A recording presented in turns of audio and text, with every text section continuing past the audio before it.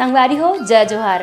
छत्तीसगढ़ी गीत संगीत के आनंद उठाए बार आप मन के अपन यूट्यूब चैनल लोकधारा ला सब्सक्राइब करके घंटी के बटन ला जरूर दबाहू, जेमे आप मन ला देखे बर मिली नवा नवा वीडियो सबसे पहली। जय जोहार, जय छत्तीसगढ़। प्रथम गुरु को बंदगी जिन गुरु रचिन जहां, रीत भिरंग जीव तारिये गुरु नहीं हया के समान। बोलिए परम पूज्य गुरु घासीदास बाबा की जय।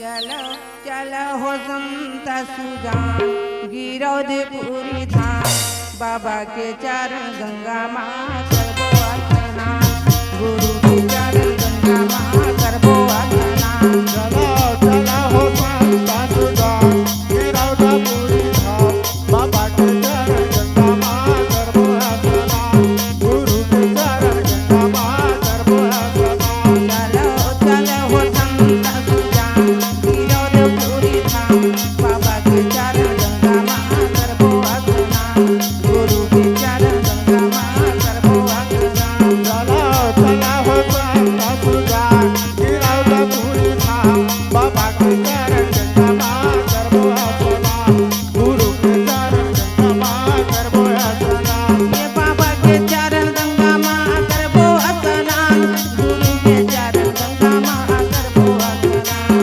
बाबा के चरण गंगा माँ करबो स्नान, गुरु के चरण गंगा माँ करबो स्नान।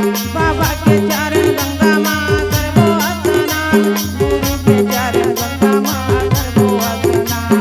बाबा के चरण गंगा माँ करबो स्नान, गुरु के चरण गंगा माँ करबो ए चलो चलो हो संत सुजान गिरौदपुरी धाम, बाबा के चरण गंगा माँ करबो स्नान, गुरु के चरण गंगा माँ करबो स्नान। चलो चलो हो संत सुजान गिरौदपुरी धाम, बाबा के चरण गंगा माँ करबो स्नान, गुरु के चरण गंगा माँ करबो स्नान।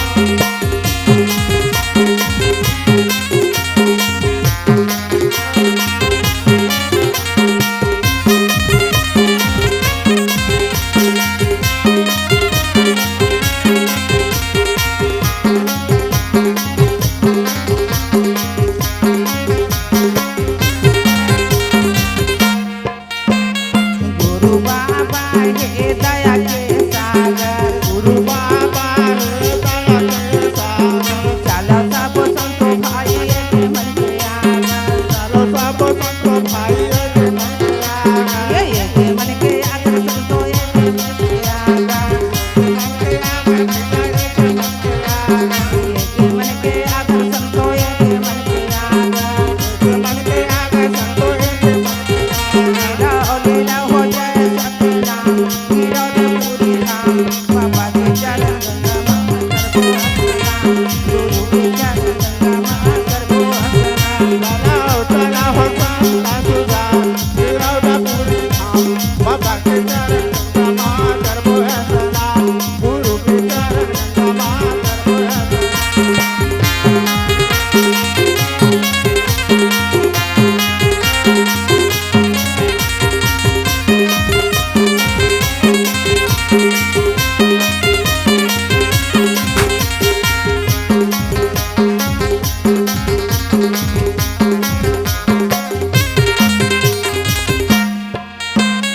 जोग नदी में सब मिले स्नान, जोग नदी में सब मिले स्नान, ये जोग नदी में सब मिले स्नान।